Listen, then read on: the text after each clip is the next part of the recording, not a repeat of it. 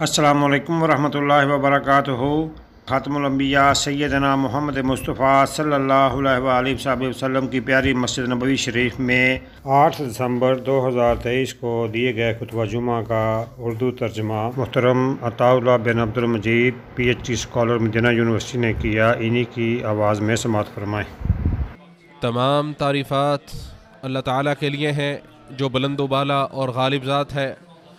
اور میں گواہی دیتا ہوں کہ اللہ تعالیٰ کے سوا کوئی معبود برحق نہیں، وہ تنہا ہے، اس کا کوئی شریک نہیں، وہ نہایت ہی بابرکت ذات اور بلند و برتر ذات ہے۔ اور میں گواہی دیتا ہوں کہ ہمارے نبی محمد صلی اللہ علیہ وسلم اس کے بندے اور رسول ہیں جو برگزیدہ اور چنے ہوئے نبی ہے۔ اے اللہ رحمتیں اور سلامتی نازل فرما ان پر، ان کی آل پر اور ان کے متقی و پرہیزگار صحابہ کرام پر۔ حمد و صلات کے بعد مسلمانوں،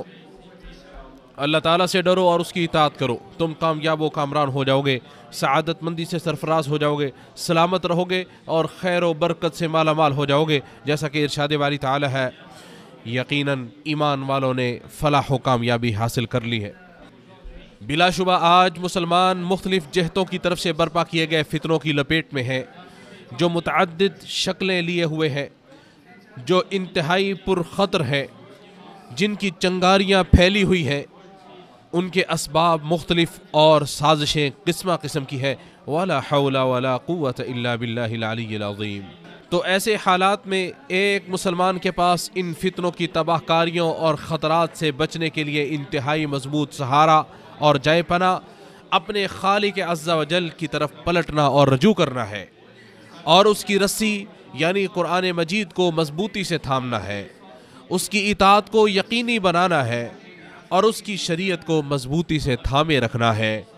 جیسا کہ اللہ تعالیٰ کا ارشاد ہے، صبر اور نماز کے ذریعے مدد حاصل کرو۔ اور دوسری جگہ اللہ تعالیٰ نے فرمایا بس اللہ تعالیٰ کی طرف دوڑ کر آؤ۔ اسی ضمن میں امت کی نجات کے انتہائی حریص نبی صلی اللہ علیہ وسلم اپنی امت کی رہنمائی کرتے ہوئے لازوال وصیت کرتے ہیں۔ آپ نے فرمایا حرج یعنی فتنہ و فساد، قتل و غارت گری کے زمانے میں عبادت کرنا ایسے ہی ہے جیسے میری طرف ہجرت کر کے آنا ہے۔ اسے مسلم نے روایت کیا ہے۔ اور حرج سے مراد جنگ و جدال، قتل و غارت گری اور خوف و ہراس کے ایام ہیں، نیز خطروں اور آزمائشوں کے وہ حالات بھی ہیں جن سے لوگوں کے معاملات خلط ملط ہو جاتے ہیں، جن سے وہ اپنی زندگی میں خوف و ڈر محسوس کرتے ہیں، اور ان کے معاملات اچھے طریقے سے منظم و مرتب نہیں ہوتے، بلکہ وہ سخت اضطراب و خلفشار کا شکار رہتے ہیں۔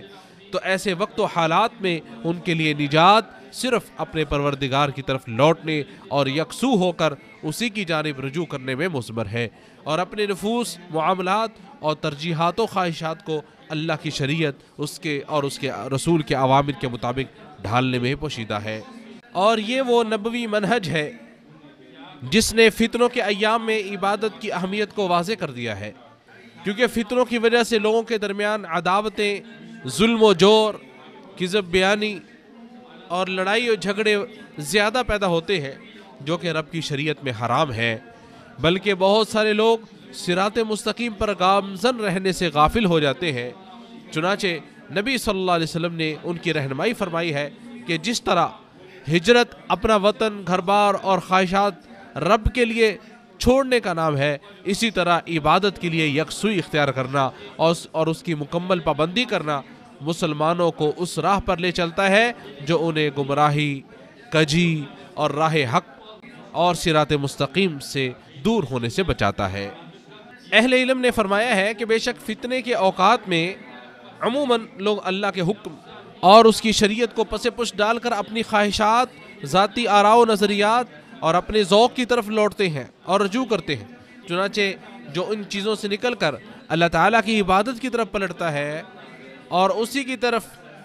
مکمل متوجہ ہوتا ہے تو وہ گویا کہ مہاجر ہے۔ آج عالم اسلامی پر جو گہری نظر ڈالے گا وہ پائے گا کہ جب اس پر کوئی مصیبت نازل ہوتی ہے اور آزمائش آتی ہے تو بعض افراد امت اسلامیہ کی صفوں میں انتشار پیدا کرنے اور ایک دوسرے پر الزام تراشیاں کرنے میں مصروف ہو جاتے ہیں، جو کہ اس ربانی منہج کے خلاف ہے جس میں رب کی رسی کو مضبوطی سے تھامنے کا حکم دیا گیا ہے، اور ہر طرح اختلاف و انتشار سے روکا گیا ہے۔ لہٰذا مسلمانوں اللہ تعالیٰ سے ڈرو اور اس بات سے بچو کہ کہیں تم شیطان کے اعلی کار اور دشمن کے ترجمان تو نہیں بن رہے۔ دشمن کسی بھی چیز سے اس قدر مرعوب نہیں ہوتا جس قدر وہ اس بات سے مرعوب ہوتا ہے کہ مسلمان اپنے رب کی کتاب کو مضبوطی سے تھام لیں، ان کی صفوں میں اتحاد و اتفاق پیدا ہو جائے، وہ نیک کام باہم ایک دوسرے کے تعاون سے کرنے لگیں، اپنے رب کی اطاعت و فرما برداری اور اس کے دین کی پیروی کرنے میں صبر سے کام لینے لگیں، ان میں جو آزمائشیں اور فتنے در آئیں ان کو درست طریقے سے حل کرنے لگیں، اور ایسی سعی اور کوشش کریں جس میں اللہ تعالیٰ کا خوف، ذمہ داری کا احساس اور امت کے مفادات کو یقینی بنایا گیا ہو۔ لہٰذا مسلمانوں تم اپنے آپ کو ان امور میں، ان معاملات میں مشغول رکھو جو تمہارے دین اور دنیا کی مصلحت کی حفاظت کرتے ہوں، اور ان کو برقرار رکھنے کے لیے بقدر استطاعت کوشش کرو، اور ان چیزوں میں سب سے اہم اللہ تعالیٰ کی شریعت پر ثابت قدم رہنا اور اس کے رسول کی سنت کی روشنی میں چلنا ہے، اور ثمر آور اور مفید تعاون دین و عقیدے کی بنیاد پر خالص اخوت و بھائی چارگی، اسلامی الفت و محبت، اللہ اور اس کے رسول اور مومنوں کے لیے دوستی و محبت جیسی عبادات کو انجام دو، جیسا کہ ارشاد باری تعالیٰ ہے۔ اے ایمان والو، جب کسی گروہ سے تمہارا مقابلہ ہو تو ثابت قدم رہو اور اللہ کو بکثرت یاد کرو تاکہ تم کامیاب رہو، اللہ اور اس کے رسول کی اطاعت کرو اور آپس میں جھگڑا نہ کرو، ورنہ بزدل ہو جاؤ گے اور تمہاری ہوا اکھڑ جائے گی، اور صبر سے کام لو، اللہ تعالیٰ یقیناً صبر کرنے والوں کے ساتھ ہے۔ نبی کریم صلی اللہ علیہ وسلم نے ارشاد فرمایا، تم لوگ نیک اعمال کی طرف جلدی کرو ان فتنوں سے پہلے جو سخت تاریک رات کی طرح ہوں گے۔ حالت یہ ہوگی کہ آدمی صبح کے وقت مومن ہوگا اور شام کے وقت کافر، اور شام کے وقت مومن ہوگا تو صبح کے وقت کافر۔ دنیاوی ساز و سامان کے بدلے آدمی اپنا دین بیچ ڈالے گا۔ لہٰذا مسلمانوں تمام فتنوں کا مقابلہ اللہ رب العالمین کی خالص اطاعت اور ربانی ہدایات و توجیحات کو لازم پکڑتے ہوئے کرو، تو تم فتنوں کی تباہ کاریوں اور آزمائشوں کی آندھیوں سے بچ جاؤ گے، خصوصاً اس زمانے میں جبکہ دشمنان اسلام پوری مکاری و عیاری کے ساتھ مختلف قسم کے فساد و بگاڑ اور شر انگیزیوں کے ذریعے اسلام اور مسلمانوں کو نقصان پہنچانے کے درپے ہیں، اور اس سے نکلنے کا واحد راستہ یہی ہے کہ معاصی اور منکرات گناہوں کو چھوڑ کر اور منہیات سے باز رہ کر اللہ رب العزت کی اطاعت کو بجا لاؤ، جیسا کہ ارشاد باری تعالیٰ ہے، اور اگر تم صبر کرو اور پرہیزگاری اختیار کرو تو ان کے فریب سے تمہارا کچھ نہیں بگڑ پائے گا، بے شک اللہ تعالیٰ ان کے اعمال پر احاطہ کرنے والا ہے۔ چنانچہ عزت و غلبہ، فتح و نصرت، طاقت و استقرار اور امن و امان اسی وقت نصیب ہو سکتا ہے جب مسلمان اپنے دین کو مضبوطی سے تھام لیں گے اور شریعت اسلامیہ کو اپنی زندگی میں نافذ کریں گے، جیسا کہ ارشاد باری تعالیٰ ہے، اور نہ کمزوری دکھاؤ اور نہ غم کھاؤ، اگر تم کامل مومن ہو تو تم ہی غالب رہو گے۔ نیز ارشاد باری تعالیٰ ہے، اگر تم اللہ کی مدد کرو گے وہ تمہاری مدد کرے گا اور تمہارے قدم جمائے رکھے گا۔ اور یہاں پہ ایک اہم تنبیہ ہے، اور بعض فتنے مسلمانوں کی نمازوں میں داخل ہو رہے ہیں، مسلمانوں کی نمازیں اس کا شکار ہو رہی ہیں، جیسا کہ خطبے کے دوران لوگ اپنے موبائلوں کے ذریعے سے تصویریں بنانے، ویڈیو بنانے میں مصروف رہتے ہیں، تو اللہ تعالیٰ سے ڈرو، مسلمانوں کو اللہ تعالیٰ سے ڈرنا چاہیے، اور اللہ تعالیٰ ہمیں سیدھے کام کرنے کی توفیق نصیب فرما، اور ہر قسم کے فتنوں سے اللہ ہمیں محفوظ رکھے، جو ظاہر ہے جو باطن ہے، ہر قسم کے فتنوں سے اللہ ہمیں محفوظ فرمائے۔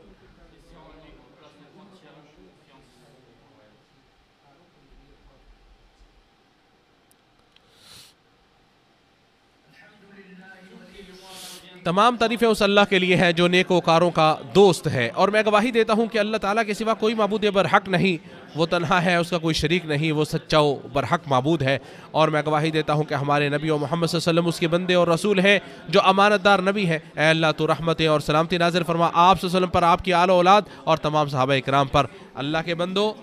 دین کے ذریعے دنیا کی اصلاح اور زمین کو شریعت الہیہ کے نفاذ سے معمور کرنے میں ہی ہر فتنے سے نکلنے اور بچنے کی راہ ہے، جیسا کہ ارشاد باری تعالیٰ ہے۔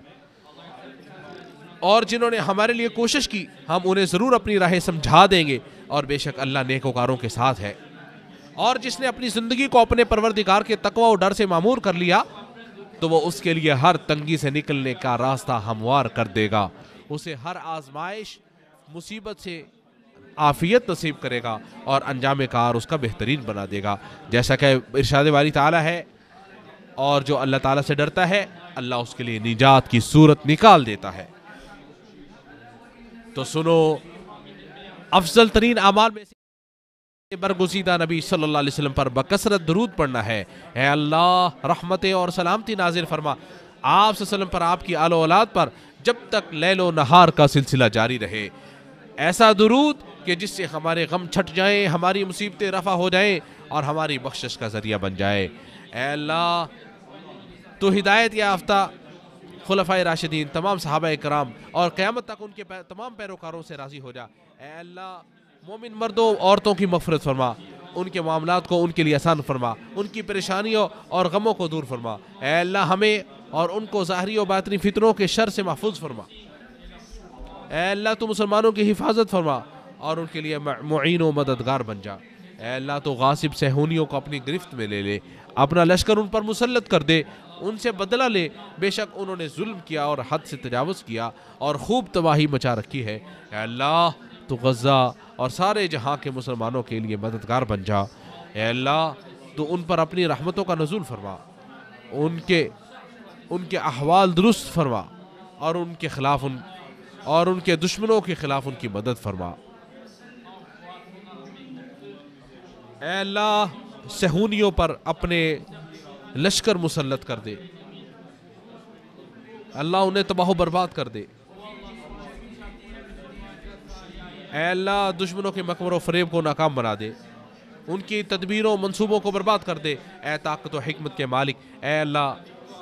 خادم حرمین شریفین اور ان کے ولی عہد کو اپنی توفیق خاص سے نواز، ان کے ذریعے مسلمانوں کے احوال درست فرما۔ اے اللہ باران رحمت کا نزول فرما، اے اللہ بارش نازل فرما، اے اللہ ہمارے علاقے میں مینہ برسا، ہمارے وطن کو سیراب فرما اور تمام مسلم علاقوں میں خیر و بھلائی کو عام کر دے۔ اے اللہ بارش نازل فرما،